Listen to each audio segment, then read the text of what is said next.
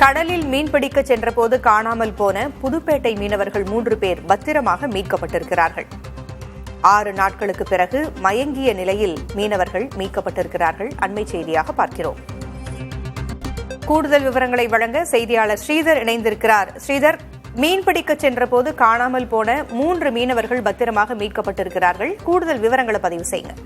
புதுப்பேட்டை பகுதியைச் சேர்ந்த மீனவர்கள் மனோகர், ரமேஷ், நாகவேல் 3 பேரும் கடந்த 3ஆம் தேதி மீன் பிடிக்க கடலுக்கு சென்றுள்ளார்கள். அதன் பிறகு 4ஆம் தேதி திரும்ப கரை வர வேண்டும். ஆனால் கரை திரும்பாத காரணத்தினால் அந்த ஒட்டுமொத்த கிராமங்களும் ஒன்று திரண்டு போராட்டத்தில் ஈடுபட்டார்கள். மீனவர்களை கண்டுபிடித்து தர வேண்டும் என்று மீன்வளத்துறையும் மாவட்ட நிர்வாகம் உடனடியாக கடலோர காவல்படை மற்றும் ஹெலிகாப்டர் மூலமாக தேடுதல் பணி நடைபெற்றது.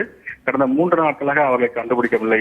இன்று 6வது நாளாக கடலூரிலிருந்து மீன்பிடிக்க சென்ற மீனவர்கள் அவரை பார்த்து தற்போது 3 பேரையும் அழைத்து வரும் காட்சியை நாம் முதல் காட்சியாக பார்த்துக் கொண்டிருக்கிறோம். அந்த 3 மீனவர்களும் கடந்த 6 நாட்களாக கடலில் தத்தளித்து அவர்களுக்கு குடிநீர் இல்லாமல் உணவு இல்லாமல் தவித்திருக்கிறார்கள். அதனால் அவருக்கு மயங்கிய நிலையில் தற்போது கண்டுபிடிக்கப்பட்டு தற்போது கரைக்கு அழைத்து வரப்பட்டு கடலூர் அரசு மருத்துவமனைக்கு 108 ஆம்புலன்ஸ் மூலமாக அழைத்து செல்லப்படுகிறார்கள்.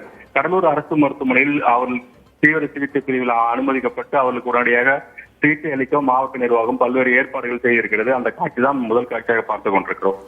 தகவல்களை வழங்கியமைக்கு நன்றி ஸ்ரீதர்.